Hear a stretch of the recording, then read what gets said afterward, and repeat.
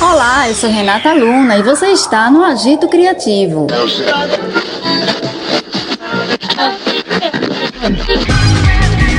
Nosso ponto de partida é a Criatividade, um projeto de comunicação multiplataforma que divulga, fomenta, desenvolve ideias, projetos e negócios voltados à economia criativa. Ah, e eu já ia me esquecendo, meu nome é Henrique Santos. Meus queridos agitadores, hoje, enfim, imaginemos que estaremos no Red Carpet, não é isso, Renata?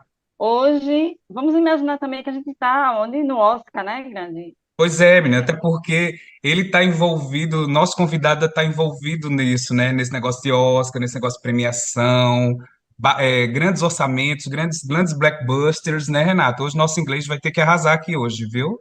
É verdade. Eu estou retornando em grande estilo, né, grande? Porque eu estava um pouquinho afastada de férias e estava com saudade do nosso agito criativo.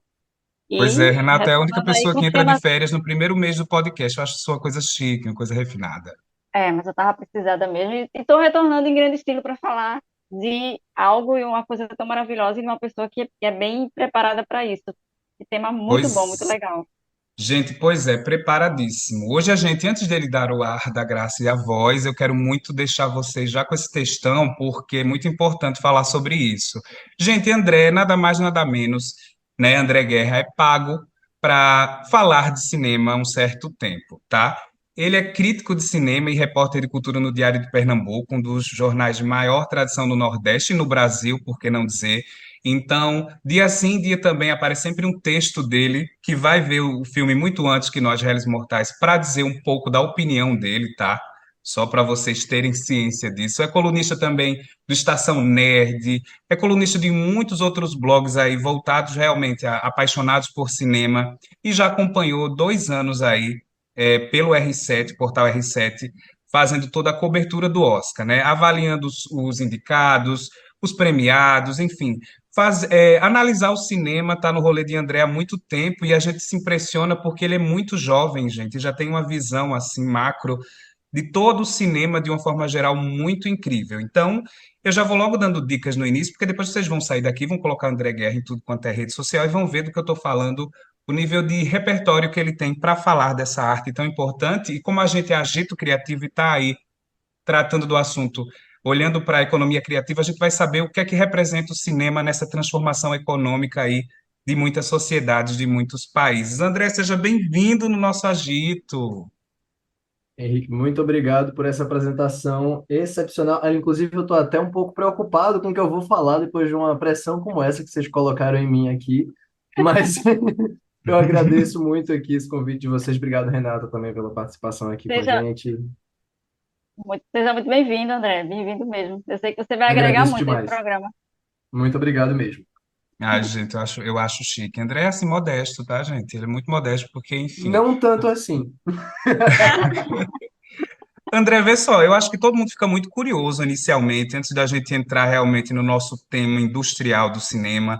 Todo mundo fica muito curioso sobre como nasce um crítico, né? A gente sempre tem na cabeça que o crítico é aquele senhorzinho que já passou por todas as etapas da vida, entrou na comunicação como repórter e aí viu tudo e agora pode descansar em berço esplêndido, é, dentro das suas opiniões, dos seus textos e mal aparece. E aí, como se constrói o André Guerra crítico tão jovem, assim, como foi isso, assim, como chegou isso para você, já que a gente sabe que o rolê de comunicação a gente tem que fazer milhões de coisas para depois aí, quem sabe, ter nossa própria opinião exposta. Me fala um pouco dessa tua história que deve ser inspiradora para uma galera aí. Olha, Henrique, na verdade eu vou dizer que é uma pergunta muito boa e uma resposta complicada, porque, assim, de fato, a crítica durante muito tempo foi atrelada a essa imagem, né, do crítico mais velho e que escreve no grande veículo de comunicação da região, ou num dos grandes veículos da região, e durante muito tempo também esse lugar da crítica ele foi muito elitista, né, eu acho. As pessoas têm essa visão de uma coisa, de pessoas muito distantes do público, de alguma maneira, e que avaliam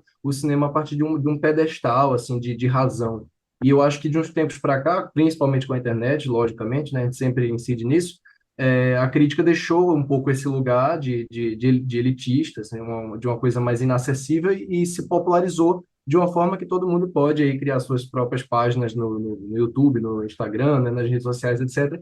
E daí vai crescendo, né, e vai ganhando um público, mesmo quando não tem propriamente ou um repertório e não tem também ambição de crítico, né, mas ganha esse espaço na imprensa, por assim dizer. No meu caso, eu gosto de cinema desde muito novo, desde uns 10, 11 anos de idade, mais ou menos, e eu acho que o universo da crítica, mesmo a ideia de crítica, começou a surgir quando eu comecei a acompanhar justamente pessoas que produzem conteúdo tanto para a internet quanto para veículos de comunicação. Mas como eu tenho 23 anos, tá? Para ficar claro o quão jovem ele quis dizer, se é menos ou mais do que isso, eu tenho 23 anos. Então, eu cresci já numa fase, né, de internet, eu tenho mais ou menos a mesma idade da internet, da forma como a gente entende hoje.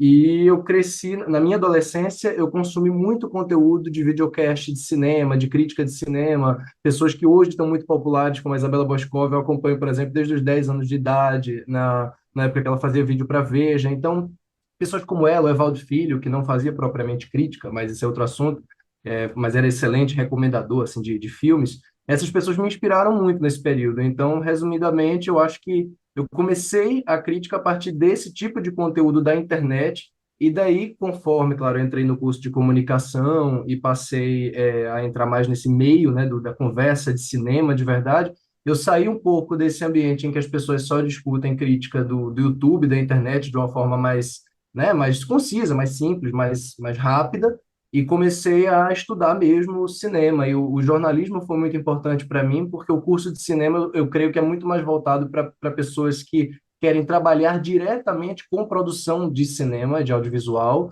ou com distribuição, que é um tema que acho que a gente ainda vai falar mais para frente aqui, é, do que com crítica, do que análise fílmica, eu acho. O meu foco sempre foi em analisar, em cinefilia mesmo, em assistir filmes, maratonar diretores. Então, enfim, eu basicamente comecei a entrar mais nesse universo e a conhecer pessoas da área. Eu trabalhei já no cinema da Fundação um período, a Fundação Joaquim Nabuco, aqui em Recife, que é um dos cinemas mais importantes daqui do ponto de vista de distribuição de filmes menores, de filmes alternativos, enfim. E hoje eu escrevo no Diário de Pernambuco já há mais de um ano, e isso também me deu esse acesso também a produções que às vezes não chegam em todo mundo. Enfim, então, desculpa se eu me estendi demais, mas resumidamente é esse o meu trajeto na crítica, e hoje eu fico feliz de estar, né, representando aí um veículo tão importante de comunicação, pelo menos na área de cinema, claro, e o meu foco, como vocês bem apresentaram aí, tem sido principalmente em temporada de premiações, com uma cobertura anual que eu faço já há bons anos. Eu tenho um canal no YouTube já há 7 anos, em que eu sempre faço cobertura de Oscar, da temporada de premiação, não no sentido de valorizar mais o Oscar do que outras coisas, mas no sentido de analisar o que significa, o que representa o Oscar, o que está na conversa, até para desconstruir um pouco da ideia que as pessoas têm do Oscar e das premiações da indústria e tal. Então é isso, meu trajeto é esse. Inspirador, né, Renata? É, falando assim, essa questão acadêmica, de formação, eu queria saber de André como é o preparo dele, a base dele, o que é que ele estuda, a bibliografia, como é que ele se prepara para, tipo, analisar um filme, um diretor. Ele tem todo esse preparo, ele tem uma base. Você tem uma base, André, para isso? Uma pergunta muito boa também, Renata, essa, porque eu creio que as pessoas também têm dificuldade de entender, de modo geral, assim, a coisa da formação do crítico, né? Que é um tema Uhum. muito importante, pouco discutido, porque justamente, como eu falei, tanta gente já começa a produzir conteúdo sem propriamente estudar, né, teoria, que aí a gente fica realmente com as coisas hoje estão muito misturadas, pessoas que não têm base nenhuma com pessoas que às vezes leem muito, e as coisas acabam ficando um pouco tronchas, assim, como a gente diz. Mas indo direto para a resposta, eu tenho sim, eu gosto muito de alguns autores em particular que eu estou sempre recomendando. Um deles, apesar de eu não concordar 100% com ele, é o David Bordel, que é um dos grandes autores aí que fala sobre cinema e da crítica de cinema também. Tem um livro dele chamado A Arte do Cinema, uma introdução, que é uma das bíblias aí que muita gente utiliza para discutir cinema. Tem um livro muito importante sobre roteiro chamado Story, que é do Robert McKee, que eu usei muito durante o meu TCC, por exemplo, que foi voltado para o cinema de horror. Eu concluí o curso de jornalismo em 2020, no caso, e eu usei muito o trabalho do Robert McKee para analisar questões de estrutura mesmo, de roteiro. E outros mais, né? Assim, acho que textos de grandes críticos da época da Carrière do Cinéma, que é a revista francesa, a mais tradicional de todas as revistas de cinema, como o André Bazin e o Alexandre Astruc, né? São textos muito inspiradores e muito importantes na formação de crítico. Eu acho que mesmo que você não concorde, e claro, você naturalmente não vai concordar com muitas ideias de várias dessas pessoas, é importante conhecer o processo de formação da crítica de cinema, né, como a gente entende hoje, ou pelo menos de como ela surgiu, e a partir daí a gente vai também vendo como essa mesma crítica, que tem sim seus conservadorismos e tal, pode se adequar a um momento, como eu falei, o momento da internet, de novas linguagens e tudo mais. Mas, basicamente, para concluir, na maneira de analisar filme, eu acho que mais do que estudar críticos, do que citar e ficar vomitando nome de teórico, eu acho que é importante que a gente assista filmes. Eu acho que a minha maior formação como crítico foi, claro, além de acompanhar essas pessoas que eu falei, Isabela Boscov, Pablo Vilaça, um crítico excelente, eu fiz um curso presencial aqui de uma semana com ele, Arthur Tuoto, que eu acho que é um dos melhores críticos do Brasil, Felipe Leão e outros mais, mas assim, mais do que do que isso, é importante ver filmes e adentrar nas filmografias. Renata falou de como você analisa, por exemplo, a questão de um diretor. Eu acho muito importante que quando você vai assistir a um filme, por exemplo, você está aqui um caso bem conhecido, né, de um cara que é muito acessível, do Tarantino. O Tarantino é um diretor que tem uma obra que conversa toda entre si. Então, é importante que quando você vai assistir o Era Uma Vez em Hollywood, o último filme dele, por exemplo, você tenha um conhecimento prévio da obra do Tarantino, senão você não vai conseguir produzir uma crítica suficientemente completa, né? Uma crítica que traga algo ali para além daquela obviedade que a gente vê tantas vezes. Eu sinto muita falta disso na crítica hoje. Eu acho que as pessoas vão assistir o filme pensando nele como uma experiência isolada e não como algo que compõe uma obra, que compõe um contexto, enfim. Então, eu acho que a principal recomendação da formação de um crítico é assistir a filmes, principalmente a obras, né? A filmes que estão fora aí do que está lançando toda semana. Se você só se preocupa em assistir o que está estreando na semana, não tem para onde. Você nunca vai desenvolver um olhar abrangente diante do cinema. Enfim, não sei Fica se eu muito. respondi, mas é isso. Não, respondeu, claro. Fica muito limitado, assim, né, André? Se você não abrir o seu olhar, assim, o seu leque de informações, de diretores, de estilos, de... muito, muito, Exato. muito bom isso. Também acho. Eu acho massa essa análise que você faz, André, porque assim bate na gente como a importância do cinema para a arte mesmo, para a obra de arte em si. Porque quando você fala, por exemplo, que é preciso conhecer o Tarantino em relação à sua obra para analisar um filme dele, descolado de toda a sua história no cinema, é como se você analisasse um pintor pela sua obra, né? Então você se impacta de um jeito diferente quando você já Isso. conhece a obra de um pintor. Enfim, só para fazer essa analogia, para a gente começar a falar sobre obra de arte Legal. versus indústria, né? Eu sou um apaixonado por telenovela, e quando a gente é apaixonado por telenovela, a gente assiste desse mesmo jeito como crítico, mas a gente entende que é um produto industrial que tem só Claro. uma missão, entreter o telespectador. Então, quando ela foge disso, ou ela vira industrial ao ponto de ficar uma coisa extremamente descartável, é aí que a crítica entra. E aí eu queria muito que você analisasse, por exemplo, agora realmente a questão mercadológica do cinema hoje em dia, já que você está na linha de frente, indo para as cabines de cinema mesmo, assistindo primeiro. A gente passou por uma pandemia, o setor que mais sofreu foi o setor do audiovisual. Hoje a gente tem o cenário de telefilmes se abrindo com a Netflix. Enfim, tudo está mudando nesse tipo de consumo. O Brasil, esse gigante produtor e ao mesmo tempo é nanico para o que o resto do mundo produz, principalmente olhando para os Estados Unidos e também para o que acontece ali na Ásia, que é uma coisa mais separada da cultura pop, vamos dizer assim. Eu queria que você analisasse a indústria do cinema hoje em dia e se a gente ainda está criando novos grandes artistas, grandes diretores que vale a pena acompanhar para que daqui a 80, 90 anos eles marquem história. Como é que está isso e como é que está o respiro da indústria pela tua ótica, assim? Perfeito. Não, eu acho. Na verdade, como você bem citou, o cinema passou por um processo. O cinema sempre passou, na verdade, por um processo de formação. O cinema ele vive morrendo, como vários teóricos dizem. Ele sempre passa por desafios, né? Seja quando surgiu a televisão nos anos 50 e aquilo toma conta ali do padrão de vida americano durante muito tempo e o cinema cai num momento de crise. O cinema, na verdade, passou por uma crise gigantesca pouco tempo antes, pouco tempo não, algumas décadas antes, com o surgimento do som, quando muita gente achou que aquilo ali muita gente não conseguiu se adaptar a essa virada, inclusive o filme Babilônia, recente aí, é genial na forma como lida com essa questão. Quer dizer, o cinema passou por várias crises, a crise do streaming é uma das mais recentes, e que eu não consigo desassociar da crise da pandemia, porque a crise da pandemia, que afetou, lógico, não só o cinema, mas como você citou, principalmente o cinema, entre todas as artes, foi a que acabou sendo mais afetada, ela essa crise com a pandemia, ela vem junto com a crise dos streamings, porque no momento em que o cinema está perdendo espaço para a televisão da sua casa, né, no momento em que o cinema primeiro fica caro, tem esse detalhe aí muito importante, que é o encarecimento do cinema e o arranjo urbanístico estranho e bizarríssimo em que a gente vive, né, em que o cinema deixa de ser o cinema de rua e vira o cinema de shopping, né? Tudo isso encarece o cinema e tudo isso coloca o cinema já numa posição de algo que vai deixar de ser uma coisa que é 100% acessível e se torna algo mais restritivo do ponto de vista financeiro. Isso já é uma crise. E aí você tem, ainda por cima, essa questão essa possibilidade que as pessoas têm de assistir a filmes em casa, muitas vezes filmes que estão acabando de estrear nos cinemas.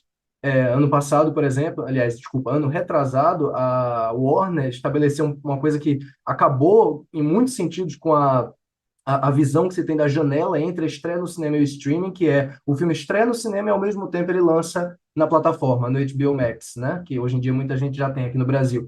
É uma decisão que foi muito arriscada e muito criticada, porque acabou com essa experiência do cinema de aguardar o filme chegar em casa. Então, tudo isso que, lógico, foi feito por conta da pandemia, por um motivo prático, mas tudo isso colocou o cinema numa posição mais, assim, encurralada ainda. Ele está ainda mais encurralado do que ele já teve, eu arrisco dizer, desde a invenção do som.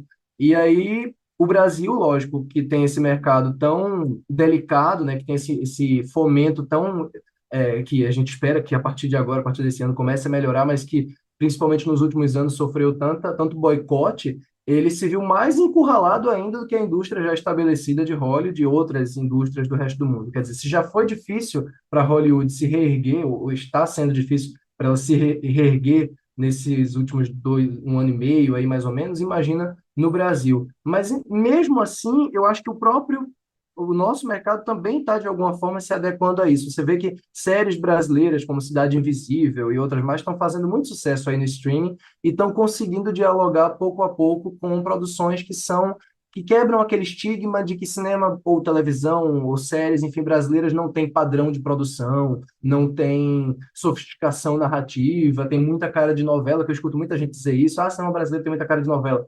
Toda vez que eu escuto isso, eu digo, você precisa conhecer mais cinema brasileiro. O cinema brasileiro não é só o cinema, eu coloco entre aspas, com ironia mesmo, produzido pela Globo Filmes, não é o único cinema que existe. Muita gente tem dificuldade ainda de entender como o cinema vai para muito além da produção de comédias, né? Só que para uma grande parte do público, o cinema brasileiro é isso ainda, né? Então, eu acho que a gente ainda vai passar por um processo longo de reeducação, ou de educação mesmo, da população com relação ao que o cinema brasileiro produz. E é um momento difícil, sim, mas respondendo por fim a pergunta, eu acho que a gente tem, sim, muitas coisas interessantes, muitos autores, muitos diretores hoje em atividade que mostram essas possibilidades assim do cinema. O meu TCC, inclusive, foi sobre isso, foi sobre o cinema de horror feito no Brasil por diretoras como a Gabriela Amaral Almeida, Juliana Rojas, quer dizer, mulheres à frente de projetos de horror, projetos de gênero que conseguem conciliar heranças do cinema de terror internacional com identidade muito brasileira. Ou seja, eu acho que tem muita coisa boa acontecendo e muita coisa que ainda deve acontecer, mas fácil não tá. Já que você falou aí sobre as plataformas de streaming, eu queria a tua opinião, André, sobre essa questão dos espaços, assim, é, as salas de cinema, mas eu puxando mais para o lado dos cinemas clássicos, falando do Recife, né? O Cinema São Luís, o do Parque, Fundação. Uhum. Você tem 23 anos, mas eu não sei se você conhece, ouviu falar do Cinema Veneza, que tem ali Sim, sim. na Rua 7 de Setembro, né? Então, eu queria saber de você, o que é que você acha sobre esses espaços que são, assim, no meu caso, para mim, são afetivos, né? Tem história. Você Sim. acha que eles vão eles vão resistir a tudo isso, às salas de cinema, aos streams, porque assim, na minha opinião, eu não curto muito sala de cinema, eu gosto mais dessa questão desses lugares assim bem românticos, nostálgicos. Uhum. Então, queria saber se você acha que eles vão ser sucumbidos por isso, esses streams da vida e salas de cinema. Porque Então, o São Luís já está fechado, né?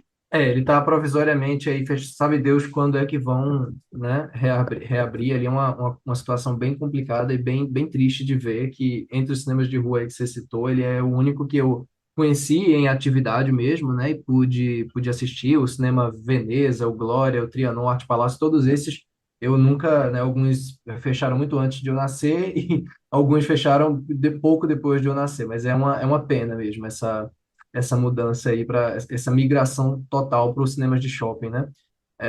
Mas é interessante, Renata, porque na verdade eu não tenho, acho que ninguém tem a resposta para isso, e se eu fosse dar um palpite, eu diria que a tendência é que, de acordo, à medida que esses cinemas vão sendo cada vez menos, por exemplo, aqui no Recife, no caso, a gente só tem realmente o São Luís, né? De cinema de rua só tem o São Luís. Então, por um lado, você tem um protecionismo grande de algumas pessoas que lutam realmente, como a gente, outros mais, lógico, que defendem o São Luís, defendem a existência dele, a programação dele, mas por outro, realmente é preciso que haja como eu falei, uma reeducação, um processo de alfabetização audiovisual mesmo da população, da cidade, para que as pessoas frequentem aquilo e parem de achar que aquilo é só para cinéfilo, entre aspas, sabe? Que é só para quem tem essa visão romântica ou mais afetiva com o cinema, que as pessoas, putz, cinema barato, cinema acessível, não passa só o que erroneamente, bizarramente as pessoas gostam de chamar de cinema de arte.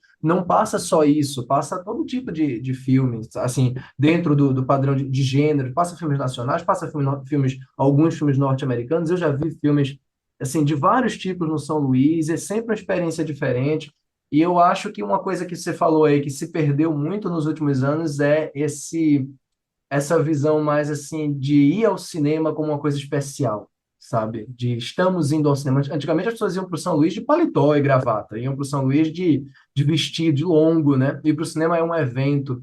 E agora, na verdade, muita gente está ali no shopping comendo pipoca, jantando, e aí já está passando o que aí? Aí está passando, o filme só entra. Quer dizer, perdeu-se esse romantismo, por um lado, com a experiência de ver o filme, justamente por essa facilidade também de ver em casa e tudo mais. Mas é uma coisa que, infelizmente, é um processo aí industrializado, um projeto de industrialização muito natural e triste, né, por um lado. Mas eu não acho que vai morrer, não. Respondendo assim, eu não acho que vai. Eu acho que continua aí alguns, mas acho que justamente o fato de todos os outros cinemas terem sido fechados faz com que o amor pelo São Luís e a valorização dele por uma parcela da sociedade cresça e proteja ele. Entre outros, em São Paulo, por exemplo, tem uns cinemas excelentes de rua e eu acho que isso é importante mencionar também. Bacana, Renata, trazer esse tema, porque a gente vai bater justamente no cinema feito aqui. Eu acho que tem muito disso nesses cinemas todos que já morreram e na Força do São Luís, porque tem uma parcela da sociedade ainda que defende o cinema feito aqui em Pernambuco e nas mesas de bar, nas rodas, se fala muito, principalmente a gente que mora aqui na capital, no Recife, tá, gente? Sobre a pujança do mercado de cinema no Recife. E aí a gente realmente leva algumas coisas de arte do Brasil nas costas, porque o Kleber Mendonça está sempre ali nos festivais Isso. europeus, ganhando os prêmios dele. Os filmes são incríveis, mas aí esbarra em distribuição, em massificação. A Globo pega alguns para ela, mas joga ali naquela programação, não distribui junto com o Globo Filmes. É sempre uma história bem complexa falar de cinema pernambucano, né, André? E aí eu queria Isso. muito que você analisasse. Eu não sei se você já teve oportunidade de acompanhar filmagens de algum filme pernambucano para perceber o quanto de gente eles mobilizam, o quanto da galera do audiovisual fica empregada. Eu já conversei até com a figurinista que tem um brechó aqui no Recife e que é também diretora de figurino desses filmes e assim ela diz, Henrique, é ótimo, eu ganho uma grana maravilhosa, porém não é uma coisa, vamos dizer assim, não é uma coisa que eu possa contar com aquela grana 4, 5 vezes no ano. Eu faço um filme, vou ganhar minha grana e depois eu não sei mais do que vai acontecer. Então isso a gente vê que é uma Uhum. falha industrial mesmo nessa produção.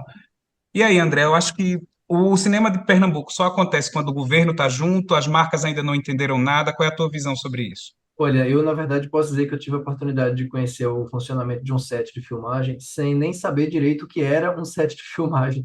Quando eu tinha 11 anos, eu toco piano, tá, gente? Então, assim, quando eu era muito pequeno, eu já tocava um pouco, assim, e aí eu fui chamado, chegaram no conservatório de música aleatoriamente procurando uma pessoa de entre 10 e 12 anos que pudesse tocar piano para um filme. E aí me indicaram, passei no teste, fui lá para tocar numa cena e no filme, o filme chama-se Boa Sorte, Meu Amor, do Daniel Aragão, é um filme de 2013, foi lançado em 2013. E aí eu fui passar um fim de semana e pouco, não lembro quantos dias foram, enfim, em Garanhuns, onde foi filmado o filme. A história não se passava em Garanhuns, mas foi filmado em Garanhuns.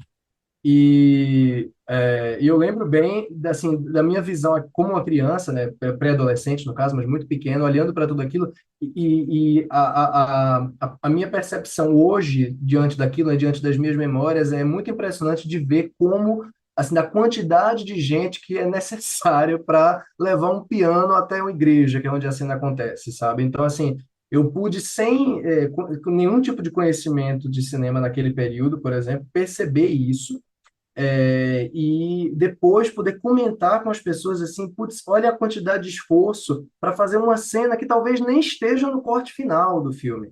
Muitas cenas não estão, acabam não entrando. Eu lembro quando eu fui assistir, finalmente eu fui ver no São Luís, inclusive, eu recebi o convite para ir assistir quando o filme lançou. E aí uma senhora estava do meu lado muito triste porque a cena que ela participou não apareceu no filme. Quer dizer, uma cena que provavelmente, assim como eu, ela foi levada até Garanhuns, fez lá a cena, passou dias no hotel, né? Aquela expectativa de se ver na tela e acabou não aparecendo. A minha apareceu, felizmente. É uma cena rápida, mas apareceu. Então, assim, eu vi esse esforço de produção e é um filme que deve ter custado na faixa do 1 milhão de dólares, desculpa, de 1 milhão de reais. A gente está tão acostumado a citar orçamento de bilheteria em Hollywood que esquece de citar em reais. Mas, enfim, pouco é divulgado com relação a isso, eu acho, assim, em relação a orçamento de produções nacionais, mas você consegue achar fácil aí na internet. Esse filme deve ter custado na faixa de 1 milhão, e aí você pensa, 1 milhão, as pessoas não têm ideia do que é isso, né? De para onde vai esse dinheiro e de como ele é reunido. Você vê que o esforço de incentivo à cultura necessário para que esse pessoal consiga captar 1 milhão é muito alto, é muito complexo, é muito demorado para sair. O pessoal escreve o roteiro em 2008, o dinheiro vai sair anos depois, né? Quer dizer, a partir da Lei Rouanet, que muita gente demonizou tanto nos últimos anos, entre outros incentivos, entre outros patrocínios. Então, são múltiplos patrocínios. Muita gente já me perguntou por que tem tanto nome de marca né, antes de começar um filme nacional, por que demora tanto para o filme começar? Tem 5 minutos antes do filme começar. Eu disse, é por causa disso. É por conta de todo esse investimento, que não é um investimento feito por uma empresa só, na maioria dos casos, né? Um investimento muito grande, muito generalizado aí, e que no final das contas consegue esse dinheiro que eu citei, por exemplo, de 1 milhão para esse filme, do qual você tem o dinheiro da mulher que faz a comida, você tem o dinheiro do cara que faz a maquiagem, você tem o dinheiro do cara que vai transportar o povo, você tem o dinheiro do menino que vai tocar piano naquela cena, você tem o dinheiro do pai dele, do negócio. Então é muita coisa dentro da produção de um filme que tem 1 hora e meia, 1 hora e 25, mais ou menos, às vezes menos do que isso. Então, é uma indústria que mobiliza muita gente, e o próprio Cléber Mendonça, que você citou, colocou no final do Bacurau, lá em Cannes, uma menção a isso, e foi muito comentado. As pessoas lá acharam óbvio, lógico, mas é porque estávamos no momento, ainda estamos, em que o óbvio tem que ser dito, que o cinema mobiliza muita gente, que o cinema é uma indústria, ele precisa gerar renda, portanto, ele também precisa investir, ele depende de muitos trabalhadores de diferentes áreas, sabe? Então, acho que isso é uma coisa que é muito importante se falar. Eu agradeço demais a vocês a oportunidade por estar lembrando disso, assim, por estar citando isso. Então, André, saindo só um pouquinho assim de Pernambuco, queria que você falasse um pouco do Brasil. Você falou em relação à indústria cinematográfica. Queria saber de você, como é que você analisa o Brasil nesse cenário? Nós já imprimimos a nossa marca, nós avançamos. O que é que falta assim, para o Brasil ser um dos grandes produtores do cinema mundial? Você acha que a gente chega lá um dia? Ou já chegamos? Eu acho que a gente já tem um reconhecimento muito grande, especialmente em festivais da Europa, do ponto de vista da nossa variedade, não de gêneros, mas de variedade estilística, né? Uma variedade formal muito grande. Eu acho que, se a gente for observar do ponto de vista assim, macro mesmo, do cinema que é produzido no país, você percebe que não existe um cinema brasileiro como existe, por exemplo, um cinema romeno, um cinema indiano, ou um cinema sul-coreano, vá lá, que tem também a sua marca registrada muito forte, especialmente aí nos últimos anos. O cinema brasileiro, ele não existe dessa forma, com essa unidade, porque é um país, primeiro, continental, isso aí já é meio óbvio, né? Então isso já gera uma variedade muito grande, mas principalmente porque os polos de produção, eles são muito descentralizados. Quer dizer, você tem uma grande centralização do ponto de vista financeiro em São Paulo, Rio, né, nesses eixos, e uma concentração do ponto de vista de visibilidade, de história muito grande em Pernambuco, que é um estado que tem tradição de cinema, né, muito antiga, mas do ponto de vista assim, de filmes que são produzidos, você tem filmes mineiros, você tem filmes paulistas, você tem filmes pernambucanos, você tem filmes baianos, você tem filmes cearenses, assim, você tem filmes feitos no Rio Grande do Sul e tudo mais, assim, feitos nas regiões, nas 5 regiões, e todos eles denotam preocupações estilísticas muito diferentes entre si. Então, o filme que é feito em São Paulo, às vezes ele é muito diferente do filme que é feito em Minas Gerais, assim, não só falando diferentes, de gêneros diferentes, mas é diferente mesmo, é diferente do ponto de vista da forma, é diferente na preocupação do diretor, da diretora, enfim, com a linguagem.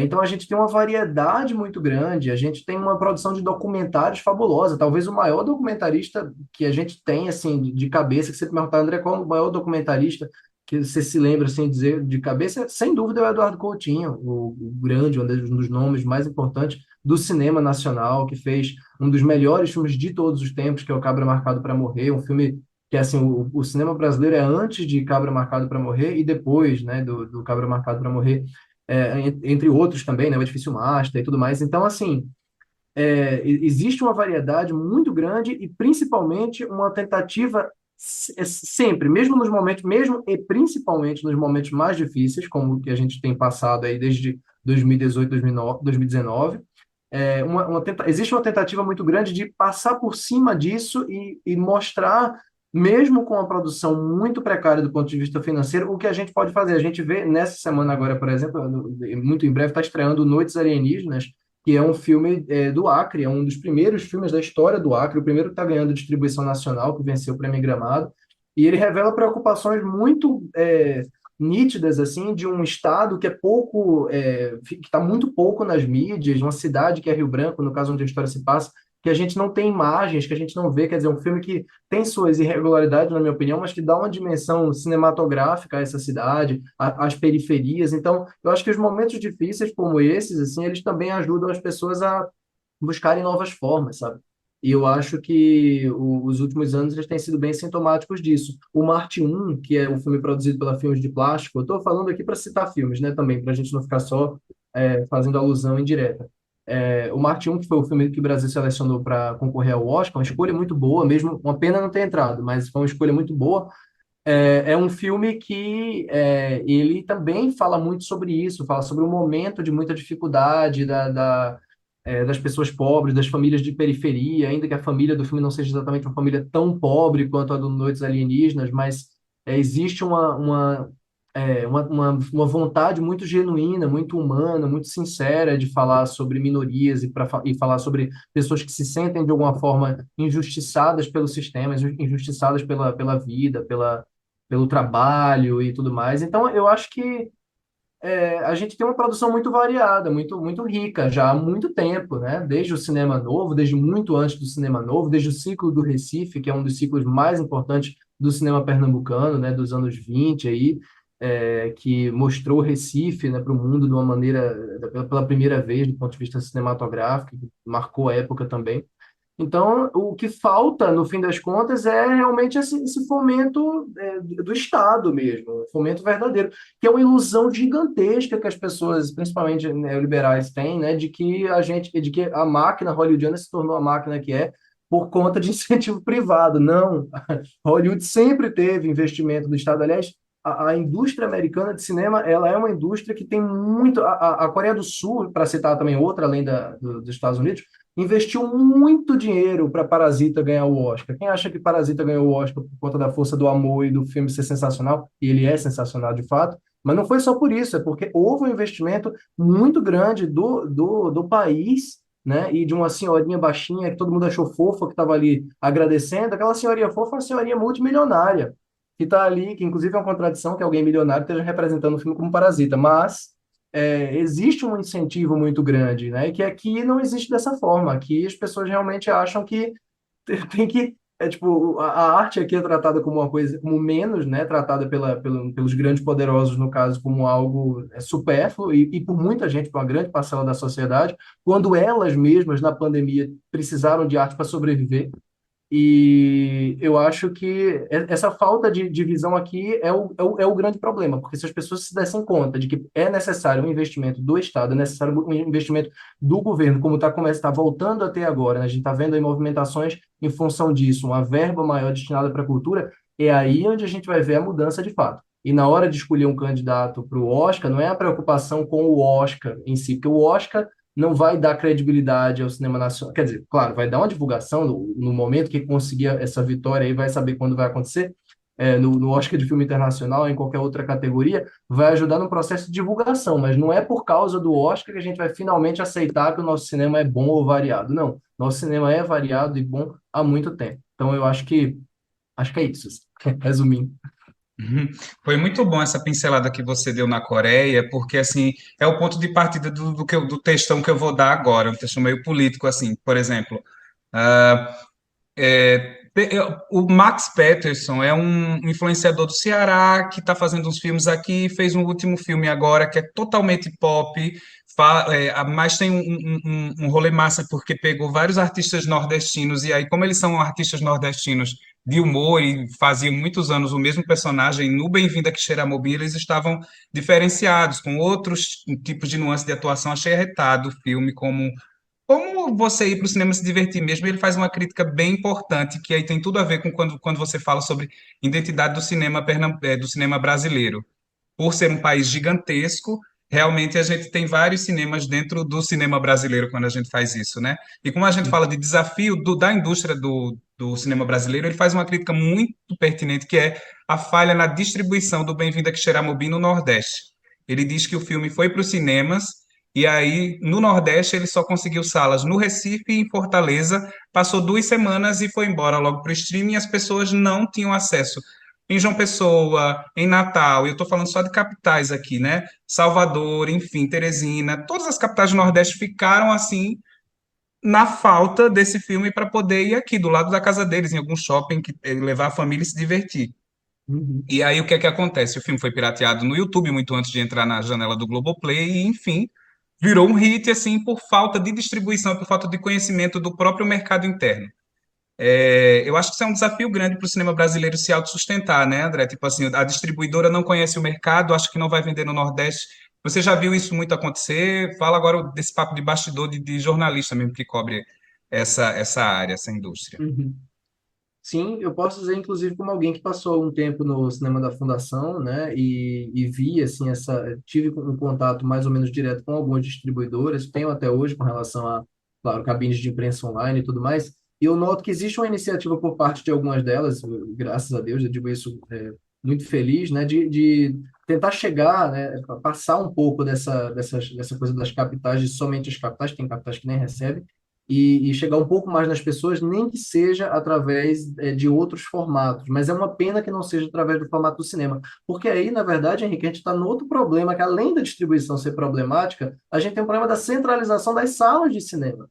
Então, assim, você não tem sala de cinema em várias cidades assim do interior, e você tem dificuldade de encontrar sala de cinema em grandes capitais. Do norte, por exemplo, eu tenho vários leitores, seguidores, assim, pessoas que me acompanham, que falam assim no Twitter, eu não sei, gente que mora, por exemplo, em Manaus, esse filme nunca passaria aqui, eu não sei quando eu vou ver esse filme. Um dos filmes mais comentados dos últimos meses e das últimas semanas, venceu até o Oscar de melhor ator recentemente, foi A Baleia, por exemplo, com Brandon Fraser. A Baleia não chegou em várias capitais do Brasil, inclusive Manaus, né, que eu citei agora. Uma pessoa que eu conheço de lá falou que sabe Deus quando vai chegar aqui. Entre outras, né, quer dizer, então eu estou falando de um filme norte-americano, né, um filme que tem distribuição aqui no Brasil da Califórnia, que tem essa visão já de um filme que vai para Oscar, que vai atrair público, que tem uma grande estrela no papel principal, de um diretor já prestigiado, quer dizer, Se um filme como esse tem dificuldade de penetração nas salas ao redor do Brasil, imagina filmes nacionais que as pessoas deduzem que o público não vai ter interesse. Então, o problema é esse, realmente, como você citou, essa dedução de que as pessoas não vão querer ver, e aí você bota numa sala, assim, à noite, uma sessão só, bem inacessível. E o que eu acho muito triste é que parece que o pessoal quer confirmar a própria tese negativa. Então, assim, se eu creio que o filme não vai fazer sucesso, eu vou colocar ele nas piores sessões possíveis para confirmar que ele não vai fazer sucesso. Então, poxa, como é que você não dá a oportunidade para ver se aquilo vai gerar interesse? Tem tantos exemplos, o próprio Marte 1 é um exemplo disso aqui. Eu lembro bem quando o After Sun, também um filme, no caso, nesse caso norte-americano, que chegou aqui, o pessoal disse, esse é um filme muito independente, muito pequenininho, que não vai gerar interesse. Teve uma bilheteria genial aqui no Brasil, gigantesca, assim. Então, existe sim a demanda, mas você precisa criar essa demanda, e você só consegue, você precisa fomentar mais essa demanda, você precisa fazer com que as pessoas entendam que aquilo está acessível para elas. E o cinema da fundação onde eu trabalhei fazia muito, por exemplo, sessões de cinema esloveno, sessões de clássicos nos domingos, ainda faz, né, sessões desse tipo, e eu lembro bem de ver a sala de cinema cheia com o filme do Hitchcock da década de 40 e ficar, meu Deus do céu, existe esperança na humanidade, entendeu? Porque você acha que ninguém vai numa sessão dessa, mas vai. Então, no caso do cinema da gente, é a mesma coisa. Você citou aí um exemplo, mas tem outros realmente que não conseguem essa distribuição e que muitas vezes você fica pensando assim, putz, se esse filme estreasse em grande circuito, com certeza as pessoas iriam adorar, sabe? E eu sempre pego o exemplo do terror, porque é o meu material de estudo. Eu tenho alguns artigos publicados voltados para o cinema de horror, e especial feito no Brasil. Tem tantos filmes de terror tão bons assim no cinema brasileiro, tão acessíveis. É triste pensar que as pessoas não conheçam e não têm a oportunidade de ver no cinema. Tanto o Animal Cordial, que foi objeto do meu TCC, quanto o Morto Não Fala, que eu lembro de ter assistido uma sessão e ver um bocado de gente tomando sustos assim, com o filme como se fosse uma produção assim de fora, que as pessoas valorizam nesse aspecto do tomar susto, do se envolver. Acham que o filme feito aqui ele vai ser sempre uma produção menor, de mau gosto. Quer dizer, existe esse consenso coletivo que a gente tem que quebrar. E eu acho que é função das distribuidoras, é função do governo desconstruir isso nas pessoas, sabe? E não é colocando os filmes em horário das 11 horas, no último horário da semana, num dia de semana, que vai ajudar nisso. Puxa vida, André, eu acho que nós estamos aqui conectados, porque eu acabei de anotar isso aqui, essa questão de demanda que você falou, de colocar. Lembrei aqui da TV aberta, que coloca um filme de arte na madrugada, aí, como você acabou de falar agora, de ótima qualidade com conteúdo. Como é que vai criar demanda? Como é que vai estimular É, as pessoas a assistirem fazendo isso, né? Eu acho que deve ter uma intenção aí, tem um objetivo com isso. isso. Eu não sei, posso até estar viajando aqui, não tenho conhecimento de causa, mas eu acho que em relação a esse filme, Henrique, como é o nome dele que você falou, esse Xeramobim. cearense. É, Bem-vindo a Xeramobim. Era novinho, acabou de ser lançado e já está no stream. eu assisti, é porque eu não consigo falar esse nome aí não, mas tudo bem. É, que tem essa linguagem aí bem cearense, né? Um humor bem cearense. Sim. E eu acho que essa corrida logo de colocar no Globoplay, não sei se ela é a detentora, não sei se ela tem alguma coisa aí envolvida, não sei. Porque parece que tem uma corrida, né? Eles Uhum. não colocam muito nos cinemas e já vai para esses locais, assim, Eles tentam nesse processo valorizar o streaming deles, que está crescendo muito, né? Que é uma sacada que muitos outros os gigantes aí estão fazendo. A gente citou aqui, eu citei mais cedo a Warner com a HBO Max, de valorizar o streaming, mas o que é triste é isso, né? Que você começa a criar, por um lado, que é positivo, uma demanda das pessoas por filmes e telefilmes e séries que estão ali disponíveis no streaming, mas você não cultiva essa cultura de assistir no cinema. É como se eles não fossem filmes válidos o suficiente para você conferir na tela grande. Você espera para ver em casa, ou você assiste, né, quando vaza aí na internet, você assiste no stream. Quer dizer, eu acho essa visão bem, bem complicada. E eu acho que as distribuidoras têm que ter cuidado também com uma coisa, que é achar que filmes nacionais eles só são dignos de cabine virtual. Eu estou falando isso como um recado também, tá? Não é como uma coisa, uma reclamação direta, mas assim, eu acho incrível que a gente tenha várias cabines virtuais de filmes nacionais, acho que é acessível para muita gente, mas é importante que esses filmes estejam também em cabines de imprensa, né, presenciais, sabe? Porque eu já assisti vários filmes nacionais em cabine virtual, quer dizer, por link, mas o que eu queria era ver esses filmes no cinema. Eu queria ver esses filmes na tela grande, sabe? E eu fico, putz, por que determinados filmes têm essa cabine presencial e esses filmes nacionais são tipo assim, não, esse você pode assistir no seu laptop. É como se o raciocínio fosse esse, sabe? E não é, poxa, essa ideia de tela de cinema, filme para tela de cinema é só o filme de franquia, né? Eu falo, putz, vários filmes nacionais que eu vi recentemente, eu citei aqui alguns deles, mas o exemplo mais icônico para mim do ano passado foi Carvão, para mim um dos grandes filmes de 2022. Carvão, eu queria muito ter visto numa tela de cinema. Carvão é muito mais cinematográfico do que qualquer coisa que a Marvel tenha lançado nos últimos 6 anos, assim. Então, assim, e isso eu estou falando especialmente porque as pessoas têm também essa impressão de que para assistir no cinema só vou gastar meu dinheiro, como o cinema está caro, né? Só vou gastar meu dinheiro com aquilo que eu sei que vai me dar uma recompensa, uma catarse ali de som e imagem. Mas tem que passar por uma reeducação nisso, lógico, para a gente saber que o cinema, a tela grande, o som alto, ele é feito também para contemplar, em alguns casos, o silêncio, ele é feito também para contemplar a humanidade de personagens em filmes mais intimistas como Carvão, e para, claro, assim, a gente assistiu um filme mais violento e brutal como Bacurau, por exemplo. Então, o cinema nacional, ele precisa da tela grande também, ele não tem que ficar só por link. E se você não cria esse costume nem na imprensa de assistir a filmes nacionais no cinema, como é que você vai criar na plateia, no público casual, que vai ao cinema só para ter uma experiência, né? Então, só te completando aqui, desculpa interromper. Não, Mas é bom, Renata, isso que tu traz para a gente, e a todo tempo a gente está falando de uma conversa geracional aqui, é impressionante. A gente juntou três pessoas de gerações diferentes. Quando eu falo geração, é de 10 em 10 anos, não quero falar de idade, pelo amor de Deus.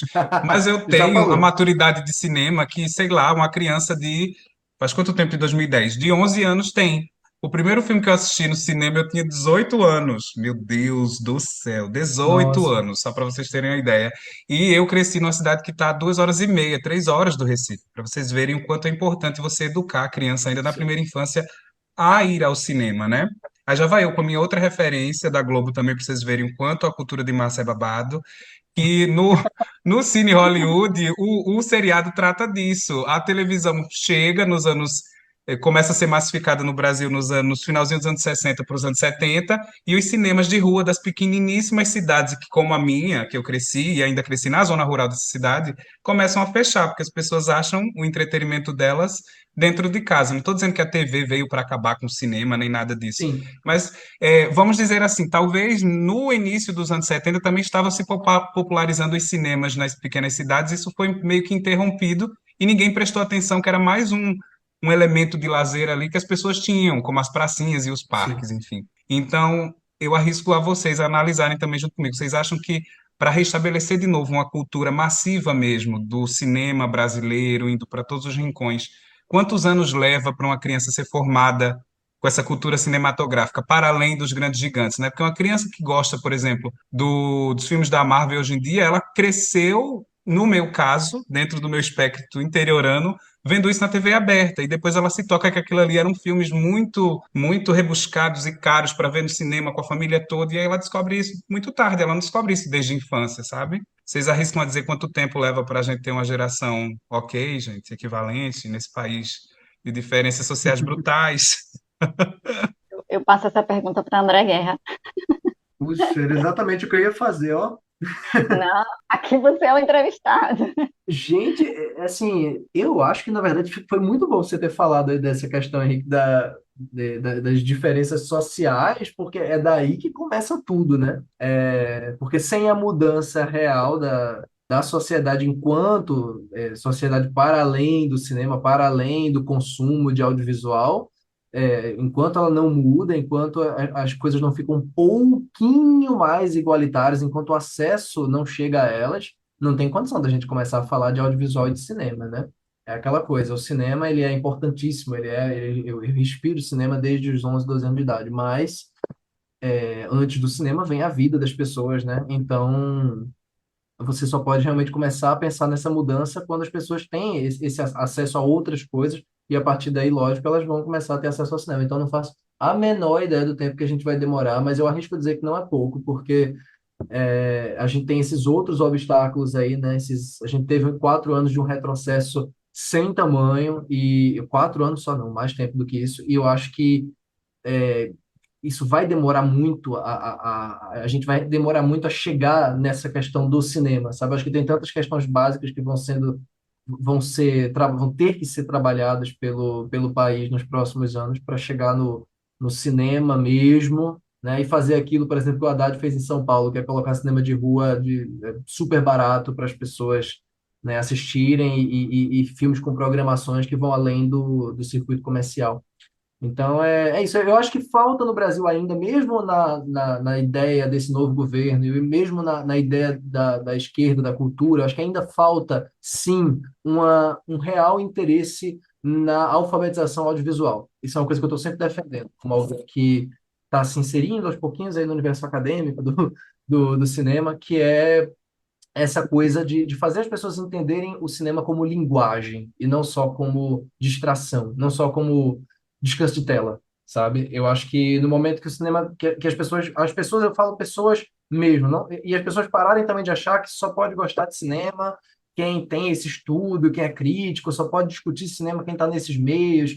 Eu acho que é importante que as pessoas passem a entender como o cinema, como a linguagem está manipulando elas. Você só consegue discutir cinema no momento que você percebe que aquilo está que aquilo tem a intenção de construir, de gerar alguma intenção em você. Se você vai sempre passivo para o cinema, e eu falo cinema, estou me referindo ao audiovisual de maneira geral, tá? Estou falando da TV, eu estou falando da mídia, porque a gente, eu digo a minha geração, ela cresceu olhando para telas, ela cresceu olhando para a tela do celular, no meu caso, para a tela do computador, para a tela da televisão, em alguns casos, na tela do cinema, e ela não é educada para olhar para essas telas, ela não é educada para saber qual é a intenção por trás de alguém que está produzindo aquela imagem. Então, as imagens são puramente imagens que você vai recebendo, assim, e quando você vê, você já incorporou várias ideias sem saber que é esse poder do cinema, esse poder do audiovisual é muito grande, e as pessoas não sabem disso. E eu não estou falando só da minha geração, não, viu? A geração de pessoas ali dos 50, 60 a mais, que nos últimos anos teve que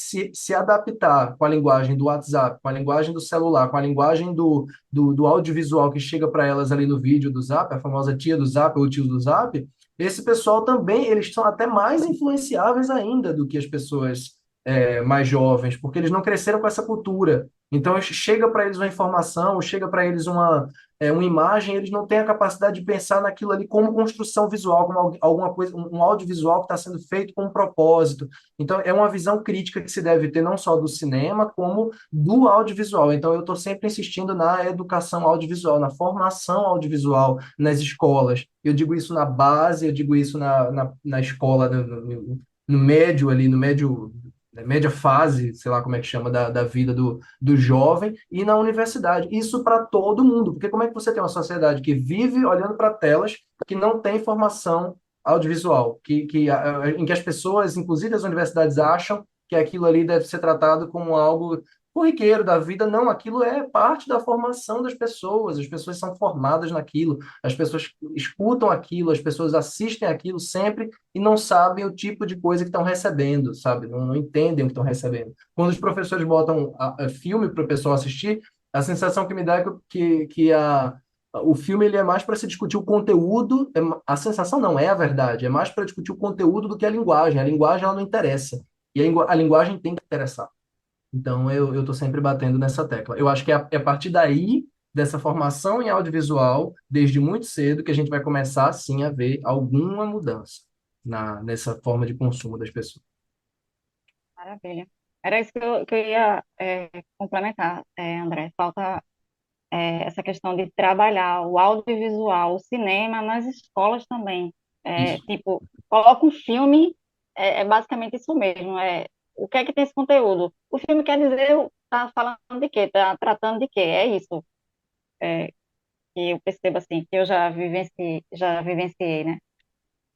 É. Falta criar essa plateia, criar essa formação nas crianças, nos adolescentes. Isso. Só para completar, eu estou falando isso como alguém que, desde 2019, também ministra oficinas de crítica de cinema. O Cine Jardim me convidou em 2019, e eu estou regularmente todos os anos participando com eles da semana de formação de jovens críticos e tem sido uma experiência muito interessante para mim fazer isso. Eu acho que uma das experiências mais transformadoras da minha vida até hoje foi passar essa uma semana, em alguns casos 3 dias, 4 dias, com pessoas, em alguns casos bem mais jovens, em alguns casos até mais velhas do que eu, discutindo crítica de cinema para que essas pessoas fossem, para formar a partir daí um júri jovem, que é essa minha função no festival, formar um júri para julgar e escolher um favorito entre os curtas-metragens do festival. Então, formar um júri jovem, para mim, é uma experiência, é uma responsabilidade muito grande e me mostrou esse poder que o cinema tem, que o audiovisual tem. Quer dizer, a primeira vez que eu fiz isso foi em Belo Jardim, com as crianças lá, diretamente com Belo Jardim. Crianças, eu digo, porque eu tinha 20 anos, mas o pessoal tinha 14, 15. Então, eu era o tio para eles. E aí, eu conversando com eles, eu percebi o quão bonito é, assim, você mostrar um filme dos anos 10, dos anos 20, para uma pessoa que mal vai ao cinema e mostrar a ela como aquele plano, naquele período, foi pensado para uma coisa e como aquilo se transformou ao longo do tempo. E aí, repito aquela coisa das pessoas acharem que aquilo não vai gerar interesse. Gerou. Foi muito impressionante ver essas pessoas, essas crianças, esses pré-adolescentes, esses adolescentes ficarem assim, achando aquilo a coisa mais incrível do mundo e ao longo dos dias terem dúvidas e perguntando, sabe? Foi a minha primeira experiência com docência, primeira e única, no caso, o trabalho com Cine Jardim, e tem sido muito bacana de ver esse interesse das pessoas. Eu acho que isso deveria ser uma coisa regular nas escolas, isso deveria ser uma coisa usual, deveria ser uma coisa comum, mas não é uma coisa bem, bem esporádica, bem única mesmo, bem diferente. Muito bonito isso que o André trouxe, porque, pois é, se eu tivesse tido uma aula com ele lá em Passira, eu não teria chegado na faculdade tão desesperado para fazer um projeto de conclusão do curso, que era um TCC, e eu, com essa minha cabeça novelística, pensei que tinha que ter o clímax, tinha que ter, entendeu? E o professor dizia, sinta o silêncio, vou fazer um documentário. Gente, vou até fazer propaganda aqui, assistam Chãs de África, tá? Um documentário lindo que eu fiz, todo nessa pegada de cinema, de Muito planos bom. contemplativos, enfim, fiz minha propaganda. André, mas meu Deus do céu, eu tinha milhões de coisas para falar, né, Renata? Mas a gente pode encerrar com o Pois top é, 3 mas aí de filmes preferidos dele e que também cumpre essa missão de educar as pessoas para um bom cinema. Será que tu se arrisca em dizer um top 3 aí para o pessoal terminar de ouvir esse episódio e correr para ver se consegue assistir em algum lugar do espaço e dizer onde é que tem os lugares também, né, para a pessoa não sofrer tanto para procurar? Lógico. Nossa, é bem difícil, porque em top 3 você quer tentar, né, contemplar aí cinemas diferentes, você não quer citar 3 filmes de uma época só, de um gênero só, porque por mim eu só citava 3 filmes de terror dos anos 60, que é a minha época preferida da vida. Mas, enfim, para dizer assim, três, claro, não posso deixar de dizer o meu filme favorito de todos os tempos, que é o filme que fez parte da minha formação de vida, de cinéfilo, que é O Bebê de Rosemary, do Roman Polanski, um diretor que, claro, já caiu em desgraça enquanto indivíduo há muito tempo, mas a gente abafa esse caso para falar do filme, que é o que importa. E o filme, ele me fez me apaixonar pelo cinema de horror. Ele até muito recentemente estava disponível no Prime Video, mas eu não sei se ainda está. Então, fica aí a recomendação caso ainda esteja. Se não, não é um filme tão difícil de encontrar em outras plataformas, não, porque talvez ele seja um dos maiores clássicos do terror de todos os tempos, e independente da minha opinião sobre ele, eu sempre mostro muito o Bebê de Rosemary em aulas, assim, para mostrar como o terror pode ir muito além dos sustos e dos gritos e do sobrenatural, porque é um filme que lida com o terror feminino, com o terror da maternidade, com a sociedade do controle, por parte principalmente dos homens, que é um negócio muito impressionante, que quando eu vi, obviamente, eu não tinha a menor noção da grandeza, e conforme eu fui vendo, eu passei a admirar mais. Bom, esse é o meu filme favorito de todos os tempos. Eu acho o filme, para, né, distribuir a coisa em épocas, não é um top 3 da vida, mas para distribuir em épocas, eu queria muito citar o Que Horas Ela Volta, como um dos filmes mais importantes do cinema brasileiro da década passada. Eu poderia citar o Aquários também, mas como eu já falei do Kleber aqui, eu vou citar o Que Horas Ela Volta. Que é um filme que tem uma direção feminina, né, da Ana Muletti, que eu acho uma das grandes diretoras também do cinema da gente, aqui do cinema nacional. Da gente parece Recife, né? Eu tô falando da gente do Brasil. E eu acho que o que ela fez naquele filme foi um retrato tão fidedigno, tão genial do que acontece na classe média, média alta, e criou um quadro tão composto de relações de classe mesmo, e de relações de trabalho, de maternidade, sem necessariamente bater nas próprias costas para dizer que está falando sobre aquilo, assim, fazendo isso de uma maneira tão natural, que eu sou apaixonado. É outro filme que frequentemente eu mostro na oficina de crítica. Tem algumas cenas dele que são muito muito emblemáticas, e a Regina Casé, para mim, é uma das melhores interpretações. E o Retrato de uma Jovem Chamas, que é sobre duas mulheres que se apaixonam, uma é contratada para fazer um quadro da outra, e nesse para fazer uma pintura, né, um retrato da outra, e elas começam um romance. É um filme, é lindo, é brilhante. Então, esse é um top 3 bem aleatório, tá? Para contemplar aí épocas diferentes, mas eu acho que são filmes que eu constantemente uso e são gêneros distintos também, né? Eu frequentemente uso eles para mostrar esse poder do cinema em diferentes frentes aí. Então é isso. A gente poderia falar muito mais sobre esses temas aqui, como o Henrique falou, mas se eu me estender mais, vocês já viram que a coisa ficou muito comprida. A minha tragédia, Renata Luna, é que eu Achei sou da maravilhoso. galera dos podcasts de 7 horas. Você está me ouvindo? E aí eu fico mal, porque parece que a gente não falou nada. Pois é, porque assim, eu tô aqui boquiaberta, porque está sendo uma troca maravilhosa, assim, e uma coisa bem fluida, bem natural. Maravilha isso, né? Achei ótimo. Eu Fico amo. feliz, fico feliz. André, e meu Deus, É, e como é que faz para a gente continuar te ouvindo? Eu sei que tem Estação Nerd com milhões de lives lá para a pessoa te ouvir, tem as lives lá dos Oscars, do R7. Como é que as pessoas te encontram de uma forma prática depois daqui? Olha, eu falei mais cedo do meu canal, né, que é onde eu realmente comecei no YouTube. Eu acho que é a forma mais fácil e imediata, né, porque é o meu canal mesmo, o Sessão Restrita, tá, é o nome do meu canal no YouTube. É um canal de crítica de cinema mesmo. O meu foco é fazer críticas de filmes, não de séries e tudo mais, enfim. Então, é o principal, talvez é o essencial, que mais me representa, porque é todo meu. E o Estação Nerd é uma parceria muito boa, muito bacana, que eu estou fazendo com ele já há alguns anos, em que eu também produzo crítica de cinema, mas eu faço lives sobre temporadas de premiação, faço coberturas e escrevo também ocasionalmente alguns artigos para o site. Então eu tenho essa parceria muito bacana com eles. Desde o ano passado que o R7 realmente me convida, eu fico muito feliz por esse convite deles. E, bom, eu estou no Diário de Pernambuco, né, como vocês falaram, então toda semana geralmente sai uma crítica minha, ou duas críticas e entrevistas também com alguns cineastas. O espaço é pequeno que a gente tem para escrever no Viver, é um espaço muito bacana, mas que não dá para a gente contemplar tudo que gostaria. E, claro, sempre nas redes sociais, no Twitter, a Guerra AL, eu estou sempre falando sobre cinema, principalmente no Twitter, que é um microcosmo de cinefilia que eu encontrei há uns anos, assim, no filme Twitter. Ele é meio tóxico às vezes, mas ele é um ambiente divertido. Então, são essas as redes principais que vocês podem me encontrar, tanto no YouTube, Sessão Restrita, Estação Nerd, claro, o Diário de Pernambuco, que eu também produzo vídeos para o Instagram do Diário, semanalmente, recomendando filmes que estão lançando na semana. E, sim, como a gente já falou, o Cine Reset é isso. Bom, chique demais, bom, eu não tenho mais nada o que falar, porque, enfim, esse episódio entra para a história, eu acho, e eu quero o André de volta aqui, só para a gente falar sobre o mercado coreano, espelhando o mercado brasileiro. E, Renata, como é que as pessoas mandam cartinhas virtuais para a gente no nosso e-mail? antes de falar, assim, eu queria agradecer a ele e espero que ele tenha gostado dessa nossa conversa. Foi Adorei. tudo bom para ele, porque para Agradeço mim, muito. eu decisei aqui para grande também foi muito bom. Obrigada por dividir toda essa tua bagagem, André, Eu que né? agradeço. Muito obrigado mesmo, vocês, pelo Tão espaço. novo, já tem tanta essa. Tudo bem que não tem nada a ver essa questão de idade e tal. Tem toda essa bagagem, esse conhecimento. E foi uma troca maravilhosa. Muito obrigada. Eu que agradeço mais uma vez. Foi muito bacana. É, me convidem sempre que puderem, porque eu, dependendo, eu participo sempre, viu? Pode acreditar. Bonito demais. Agora, o nosso e-mail, querida Renata Que Luna, bom. e, enfim, estou emocionado.